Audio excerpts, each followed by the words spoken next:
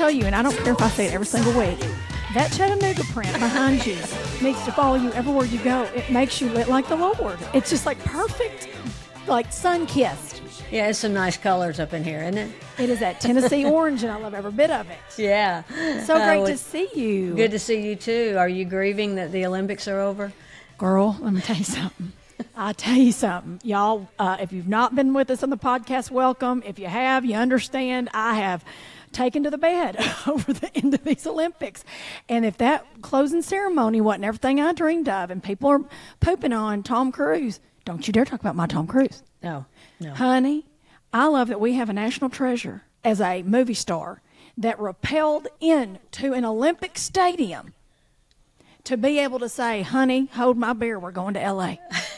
I loved it. And I love him. I know he's controversial because of, the whole Scientology thing and all that. But I'm just one of these people. You do you. If that works for you, then whatever. I don't care. I love his commitment to excellence, and I'm a Tom Cruise fan, and I don't care who likes it. You're talking to two Tom Cruise fans. So Tom Cruise, if your team is listening, Karen Mills, Trish Suhr, we love you. We loved everything you did.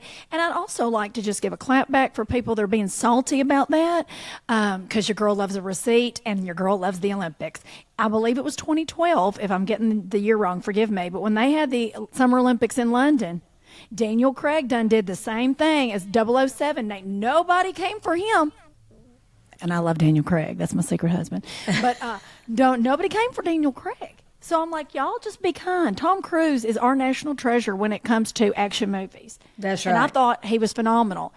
I was slightly upset that the Hollywood sign was not really in the shape of Olympic rings because, I called my friend that lives there and I said, Jamal, could you and your husband step out on your balcony because they got Netflix money?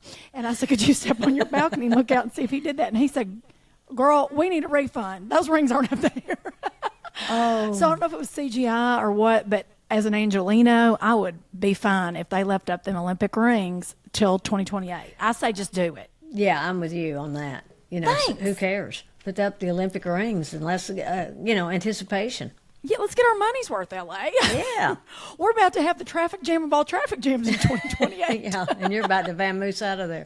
Oh, I will. I will be in the Italian Riviera when that occurs, y'all. As much as I love the Olympics, I can't do that level of traffic. So, y'all, Karen and I, speaking of the Olympics and magic, we're talking about which this is the episode's going to be about today. If you're not listening to us and you haven't been here, welcome to What I Know So Far. It's really about what we've learned in life up to this very moment at today years old. And like, subscribe, review. We love a review. And tell us a guest you would like to hear or any topics you'd like to hear. And we aim to please. We aim to please. We're full service around here. I mean, to a degree, we really will. We will do what we can. We'll come walk your dog, make you laugh. But Karen and I were talking. I said, Kate, I don't know if you're having trouble with this like I am, but because Jason and I've been really talking about my husband, about having fun as an adult. Like, is it getting harder for you to have fun as an adult, or finding what fun is now, I should say? Yeah, it's both things. I think it's the older you get and the more responsibility you have, then the harder it is to have fun. When you're young and you can, throw caution to the wind and go and have a great time with your friends or whatever, and everything's a three-ring circus, and I don't even want that anymore. So what you want changes, but it is a conscious effort to be able to have fun in your life and to incorporate that every day. And what I've found and what I'm trying to do is to set my intention to have fun today. Because if I do not, errands, all the things just get in the way of it. And the day's over, and then tomorrow we repeat the same thing again. So, okay, that's so good. I didn't really think of it in those terms, and that's really smart to actually set the intention of having fun. I always say I like to find fun. I mean, I get in the morning and I do. The second time I open my eyes, I'm like, I say thank you, because I'm like, you decided I need to be here one more day, Lord, thank you. Like, universe, whoever you pray to, y'all, every day I open my eyes, I'm like, whoo, good. Thank you. You want me here. I feel good in this body. Let's do this thing. But I think adding fun is a really great thing, because you're right. You'll get caught up, and I gotta, go pick up a prescription. I've got to go tend to dry cleaning. These dogs have to go to the vet, or just the little things. And I don't prioritize it like I do. And you and I've talked about this, but we're lucky enough. I feel so incredibly blessed. I get to love what I do for a living. I at the bottom of my toes, the top of my head, I'm so grateful. Same. So because of that, and I know you feel this way, I'll sometimes feel, I know it sounds crazy, but I feel guilty about finding fun because what I do for work to me is fun. And I don't know if that makes sense or if I sound a little crazy saying that, but sometimes I think, well, I can't just head out to the beach today and literally skip rocks and read a book because I do fun for work. And I think it's almost giving yourself permission, maybe. I don't know if that's where I'm looking for, but I'm trying to find things that are fun because I don't have hobbies. A lot of people are like, what's your hobby? I'm like, telling jokes. Yeah, right. And when you are someone who is lucky enough to do what you love for a living, then that is also fun. And it's not like you get off work and now you try to find something to go have fun, Yes. Yeah, so we are very fortunate in that respect. But still, there is responsibility to the work, and there's we work so hard before we go to work to prepare the material, to book the shows, to travel to them, to do all the things. So the work part of our job is before the performance. Correct. And so we have to, but I still have to work really hard to make sure that I keep fun in my life because I help take care of my mom, and I do a lot of things that and I'm so grateful that she's here, but I'm just saying that those things can snowball on you, and then the next thing you know, you're not doing anything that's fun to you. And, that's right. And we share one of our number one fun thing to do, and that is concerts. Yes, we love concerts. Love a concert. I remember, was it last year when Pink did her carnival? She kicked off the carnival tour. Summer and Carnival Cruise. Yes, I called Karen. I go, let's be crazy and go to Europe and follow Pink. I was like, I'll join the carnival, baby. And of course, Karen and I both do not have the schedules that allow us to do that. No. But for half a second, Karen and I both were like, who are you going to be? I'm like, I'll be the bearded lady. I don't care. Let's go join the carnival. I know. I could have done it in a heartbeat if I had nothing else that that I had to be responsible for. I would have been all in. But I did see her in Cincinnati, and that was the third time I've seen her, and it's just. She's just she's inspirational, aspirational, and just also a national treasure at the same time.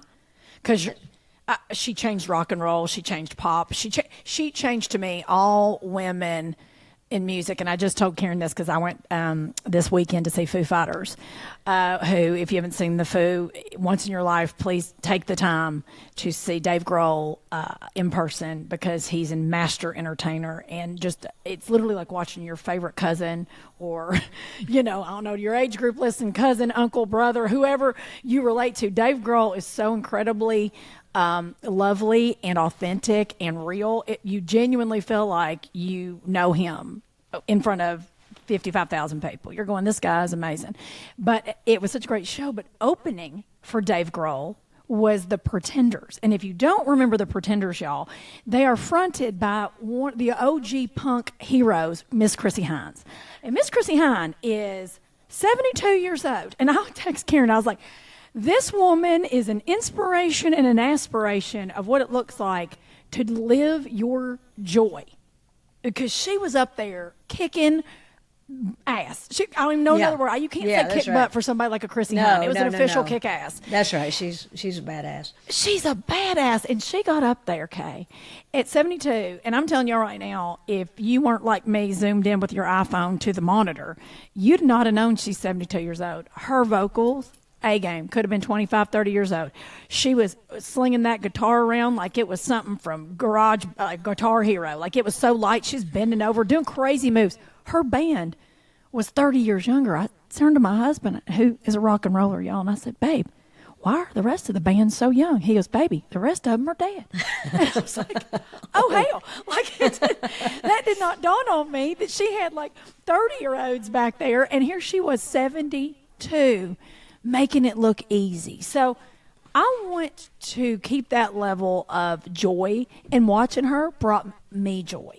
It brought me so much joy, and I thought, that's what fun is, to sit with everybody in that place had a like-minded, I hope, to a degree, but to have fun and celebrate these amazing people that have created music that affected your life. And I think that's what makes music such a ultimate equalizer, is a fun thing to do. It is, and people can all connect through music. And I just think music is, it's a marker in time. A song can take you transport you to a certain place in your past, and you're just there all of a sudden. I love concerts. I love music, and just like with Pink, she is unapologetically herself, and that's very inspiring to me, because it's so hard when you're adulting, particularly as a young adult, to really have the courage to not care what people think and to go do you. And as we age, we really question why we didn't do that sooner. But the need to be liked is just so massive, and I just respect people that throw caution to the wind and say, I'm going to be me regardless, and if you don't like it, too bad. That's right. Have a good day. Bye. Your opinion's not needed here. That's Adios. Right. That's what makes scroll on. Write that down. Scroll on. I was thinking too, because I realized that's something a lot of people say, to have a happy relationship, you and your partner should have similar hobbies. And again, I'm not a rock and roller. Jace doesn't tell jokes, although he's funny as I'll get out. Yeah. We don't have a quote unquote hobby together, but I thought, we both, obviously he does music for a living, so concerts are a little different in our world, but we love going to concerts together, and we like planning trips around one, and like finding a new city and maybe going to a new city. And I thought, that really is amazing. It doesn't have to be y'all are ballroom dancing together, which sounds like I'd rather have a root canal, no Novocaine, than have to learn a dance move. It's not my gift set, Right. I like to enjoy music, but I'm not going to learn a kickball change. Right. Know yourself. Know yourself. Honey, know yourself. And if that's your jam, good on you. I love when I see girlfriends of mine in these cute heels at dance class on social media. I'm like, get your life. Or I have girlfriends that are in pole dancing class. Karen and I could tell you a story about that. We got roped into one on the road. We'll put a pin in that. But yes, not my gift set. Doesn't bring me joy. So I think knowing what you do like is as important as knowing what you don't like. That's right. What fun is. And that doesn't mean you shouldn't try new things, but you can find out, well, no, that wasn't it, so I'm not going to waste any time doing that again. But do you have a bucket list concert that you haven't been to yet? Oh gosh. Okay. Now I know. Let me say, I missed the boat on Fleetwood Mac because Miss Christine McVie. I know. I've seen the amazing. I love Stevie Nicks. Me too. I've seen her. I think 15. I might be 16. Oh my God. Y'all don't understand. Yeah, I have an issue. I will find her. If Stevie Nicks was like, I'm folding laundry, I'd be like, coming. I love Stevie Nicks. Will you hum while you fold it? Yeah, are you going to just hum a brief tune? I don't care if it's Twinkle, Twinkle, Little Star. I love her. So Stevie Nicks, but I really want to see the Rolling Stones. So I keep telling Jace we've got to go before one of them leaves this earth again, because we've lost one. I need to go see the Rolling Stones. And that's a bucket list show. Pink for sure, because I saw her. This is embarrassing to say, and it's not because I don't love her. It was simply life schedule. The last time I saw her, she opened up for Justin Timberlake on the Sexy Back tour. That's how long it's been since I've seen Pink. Embarrassing. Oh, it's okay. It's just fine. It's fine. I love her so much. It's just been a logistic. Anytime was able, I couldn't. So need to see the amazing Pink again. And I think one of my bucket list moments I saw I think I was 28, maybe 30, late 20s, early 30s. I saw, when you realize you're at something and you don't realize the thing you were at is actually going to be like a core memory. If that, you don't realize what you're doing. And I accidentally got tickets to see Sting. Joss Stone opened for him. If y'all don't know Joss Stone, look her up. She's like a reincarnated Janis Joplin. She's unbelievable talent. Yep.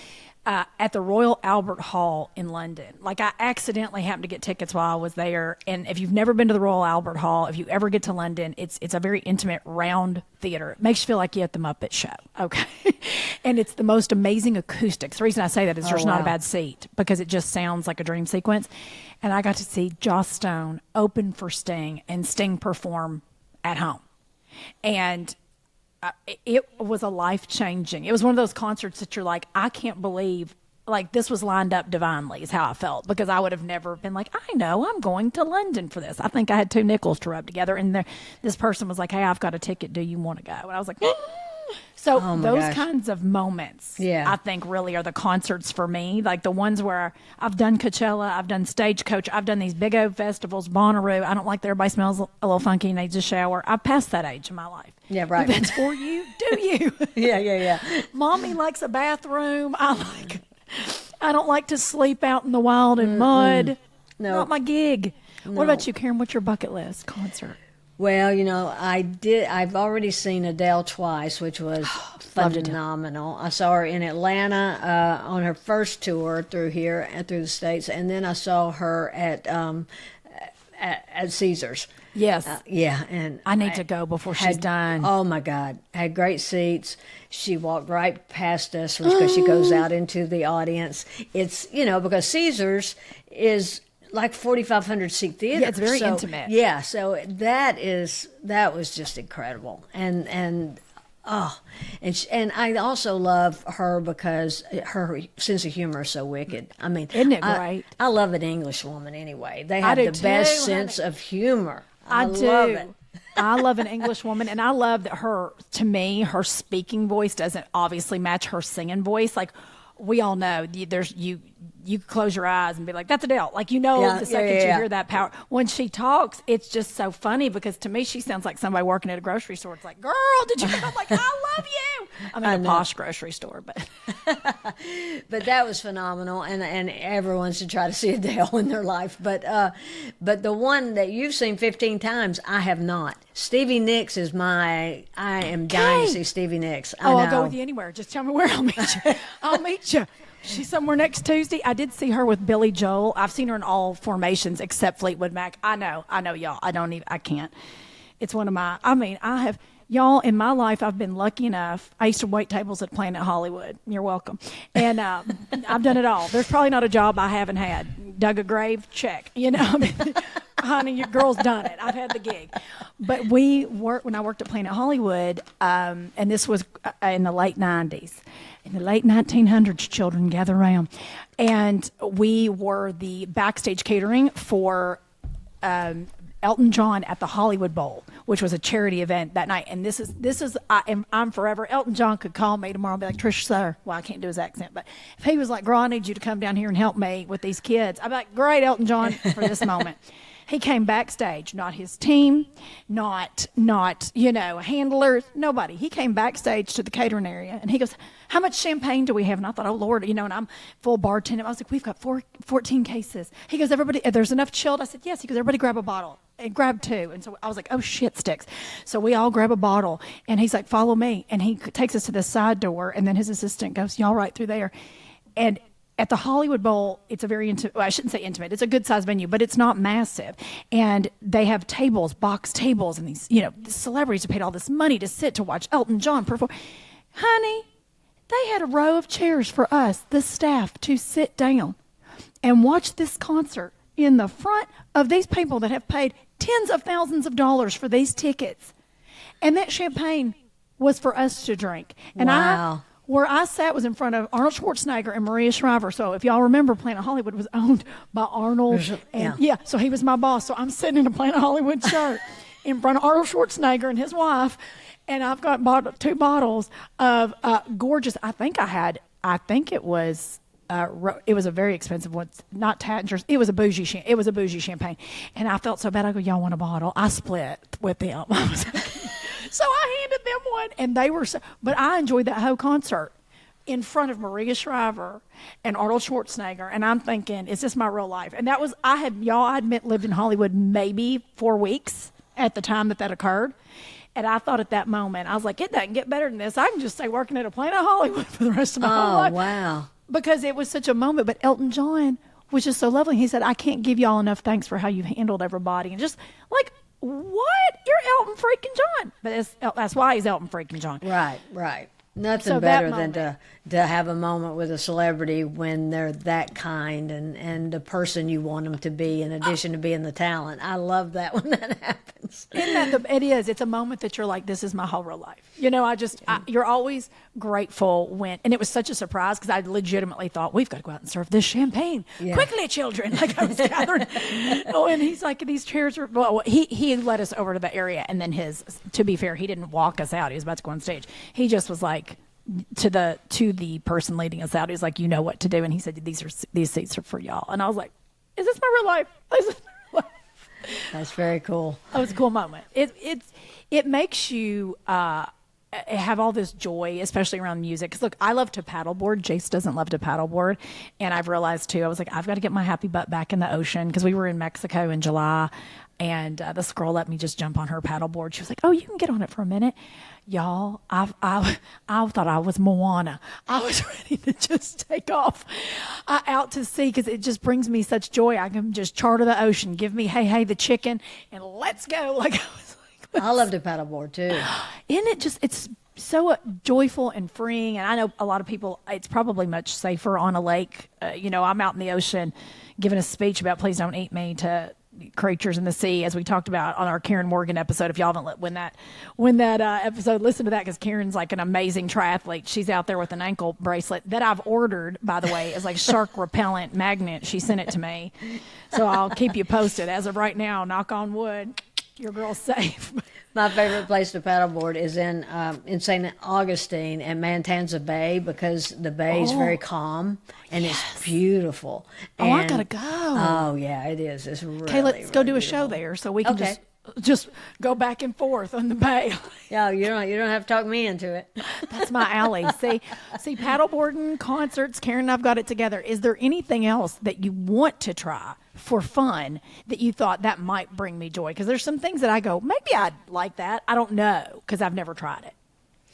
I can't think of anything offhand, but anything around water though makes me so happy that it, whether it would fall in the fun bucket or the peace bucket or the there's just a connection to water that is just special for me. Same. I'm the same way. Y'all, I used to think for years, I've never been on a cruise. I have never been on a cruise, never been on a cruise ship, nothing. I have. Okay. Yeah. And so I just don't, I don't like, in my mind, I'm trapped. So just so everybody, I'm not pooping on cruises. If you love a cruise, awesome for you. I have this weird, and my brother is Navy SEAL, who would always say, don't get stuck at sea. Like he also drilled it into my brain that it was like, you could be lost at sea. I know no one's losing a cruise ship, God willing, but I was very like, I'm good.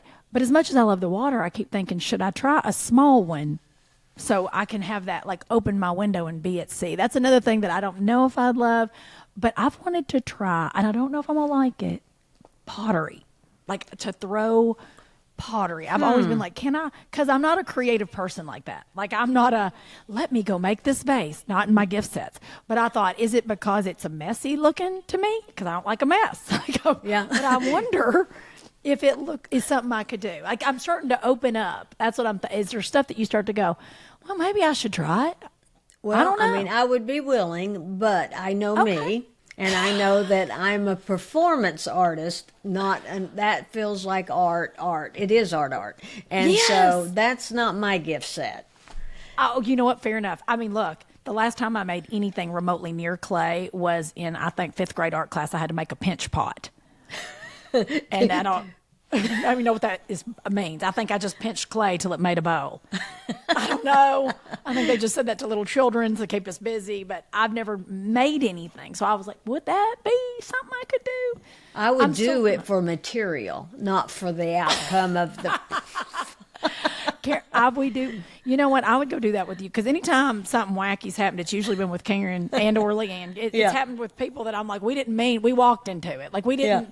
We went in for reasons of health or something, and then something went awry. It's always that. So you're right. I need to learn it. And then we have a new 15 minutes. And we have a new. My girlfriend's invited me to go to some weird. Is it like making rugs like latch? I was like, wasn't that a thing? You're like, yeah.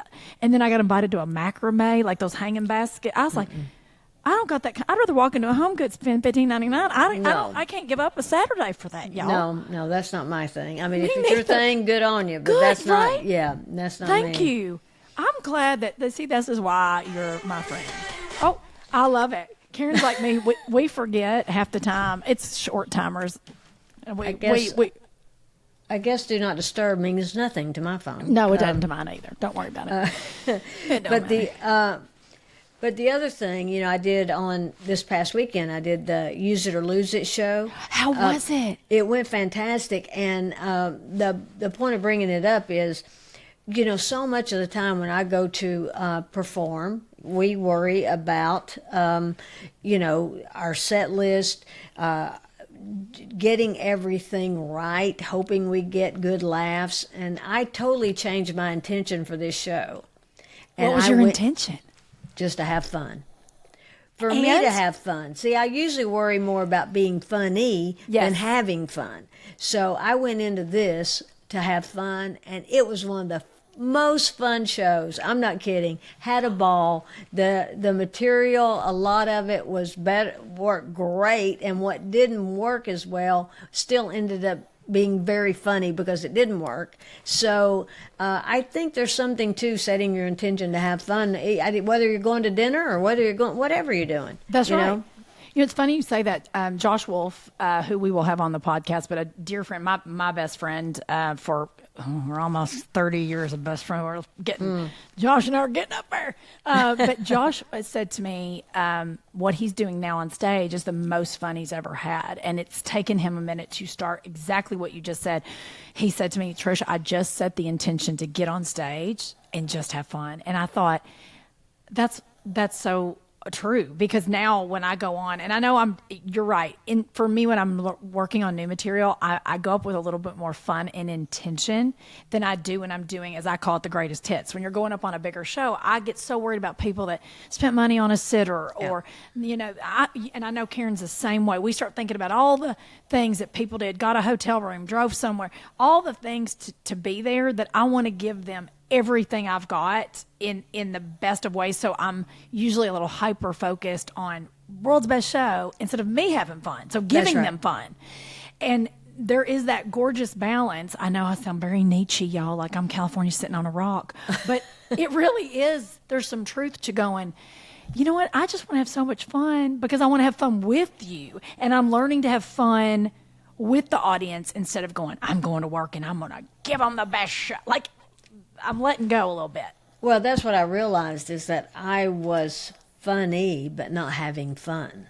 Ooh. And say that one more time, because I need to hear that. You were what? I was funny for the audience, but I wasn't having fun. Ooh. And surprisingly, after the show, people are like, we love this show. This has been one of our favorite shows that we've seen you do. I mean, people love when you also have fun with them. And so it was a really good lesson in addition to being just a fun show. And I think you can, even if you're going to dinner, you can set your intention to have fun, or you can just go to dinner. You know what? That is I am from here on out. You're right. I'm going to make it my practice for the next 30 days and see if it just sticks. I'm not even doing 21 to form a habit. I'm going to do 30 days of having fun. Just setting because you're right. You can say, I'm going to this grocery store right now. I'm going to have fun. I hope they're playing Shoop by Salt and Pepper, and I'm going to dance through these aisles at the grocery store. There you go. You're right.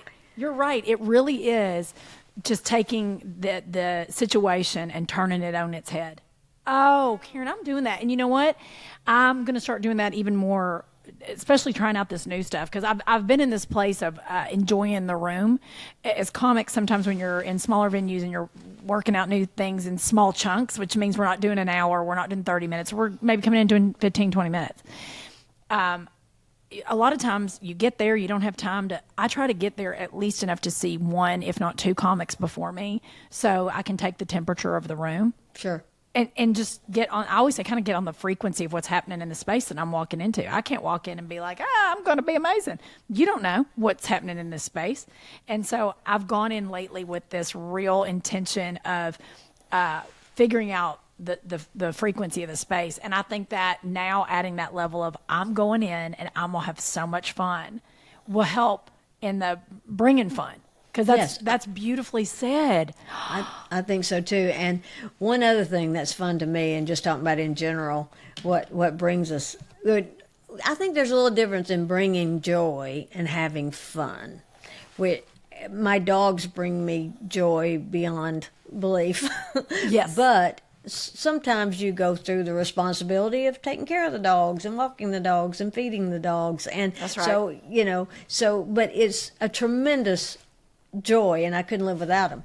But I love a board game. Do you like game Karen, shows and board games? How have we? I live for a board game. If you and I lived next door to each other, we'd be that weird couple that'd be like, hey, we're going to meet over at Karen's house every Wednesday for a board game. I love a board game. And I love a game show. Too. I love a game show. I love charades. I love $10,000 pyramid. Me too. All that. Family Feud. I love it all. But I love the game shows, and then I love to play board games. I love it. What's your favorite board game? Because I just got introduced to a new board game that I was like, everybody already knew it. And I thought, how did I never know this existed? What is your favorite? Like if somebody said, we'll play whatever you want tonight, what would it be? Wow. Well, I love trivia because I love a good brain game. Yes. But I also love, oh man, it's escaped me. See, that's why I need to be playing more brain games. The one that Marsha and I play all the time, and we'll have to text Marsha. Is it a board game? Look, we yes, love it. Yes, it is a board game actually. And oh man, anyway, we're gonna have to Rummy trim this Cube out sequence. because That's okay. I got you, girl. I should have looked it up, but no, I love trivia. I love anything that has to do with charades. I love win, lose, or draw because I can't draw, and what it will end up being will be ridiculous and funny, and we laugh so hard we can't breathe. I love Karen. How did I not know this? I just got introduced to a game called Sequence. Have you ever played Sequence? It's a board game. I haven't even heard of it. I had not either. And my girlfriend, I have a girlfriend named Burger, and let me tell you something. Burger is the queen. She's tried to teach me Yahtzee 10 times because she can play Yahtzee like a champion. She has 3 children. Those kids are all Yahtzee geniuses. I don't understand it. I've tried. My girlfriend Nora can play it like a dream. I get anxiety when they're like, Trish, do you want to play Yahtzee? And I'm like, because to me, it's just like you leave stuff up to chance. You're throwing some dice out of a cube, and I got to do math. So they said, Trish, we'll play Sequence because that way you won't have to worry about math. And I was like, oh, okay. I love a game with no math. So I'm going to send it to you. I'm sending you Sequence. It is Jason and I. It usually is best played with 4 people, but it's teams that work opposite each other, but you don't talk to make almost like Connect 4. It is my favorite game. I'm obsessed with it, y'all. But I just got introduced to it like 2 months ago, and now I'm like, anybody want to play? Like, I'm a little kid. I'm like, anybody want to play Sequence? As a grown woman, hey, y'all want to come over and play Sequence? Well, see, and that's been missing from my life because I haven't probably played a board game in 2 years. and I know, and that's something when I was thinking about fun, I'm like, I love playing games. Why haven't I been, having friends over and doing game night? Yes. Because I love it. Okay, I'm coming in town. I'm bringing Sequence. We also need to play 25 words or less, which is also brain game and a board game version as well. That there is the TV show, y'all, but hosted by America's love, Miss Meredith Vieira. But it is just so much fun. And Karen, we have concerts. We have paddleboarding, and we have board games as our 3 favorite ways to have fun. I feel like I have just learned something new about you, and we've been friends over 15 years. This is amazing information. The last game I played, and it's a terrible game, but we had so much fun. Cards Against Humanity. How fun is that game, though? It's rotten, but it's hilarious. It is. It's hilarious. It's terrible, but it's hilarious. Have you played What the Meme? No, I haven't played that. Okay, well, that's another one made by the same people. Jace's kids love What the Meme. It's similar, but there's a family-friendly version, too, so it doesn't get nasty mess. But somebody had gifted it to one of the kids, and we opened it up on a Christmas morning, and, honey, none of us could breathe. We were like, what are we doing? I was like, should we be doing this on Jesus' birthday? It's fine. Well, we It was a definitely good need to We'll have play. a game night next time we're together. I'm telling you, my suitcase will be half clothes and half board games. It's so fun.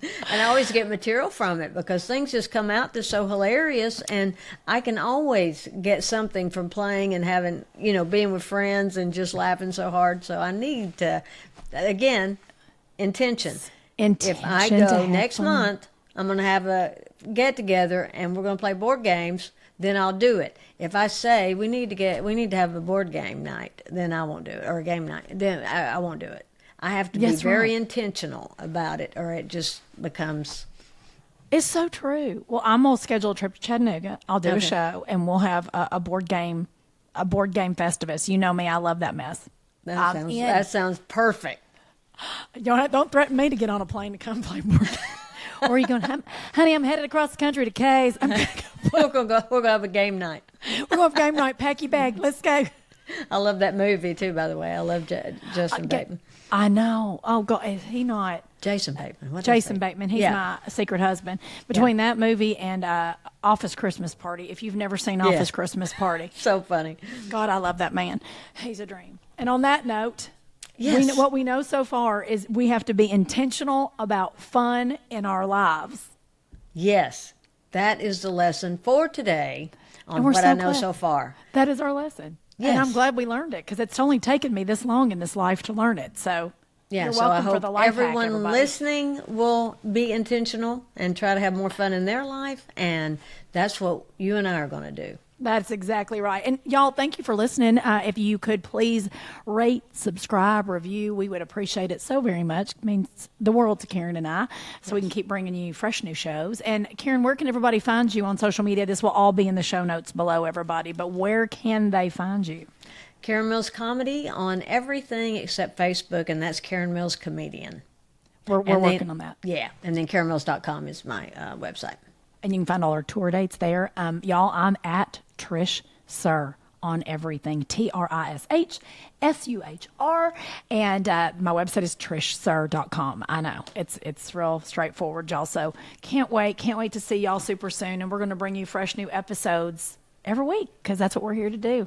Kay, I love spending this time with you. I love spending this time with you, too, and I appreciate everyone who's listening and telling people to come and check out our podcast. We really appreciate it. We sure do. We love y'all. Have the best week ever. Bye.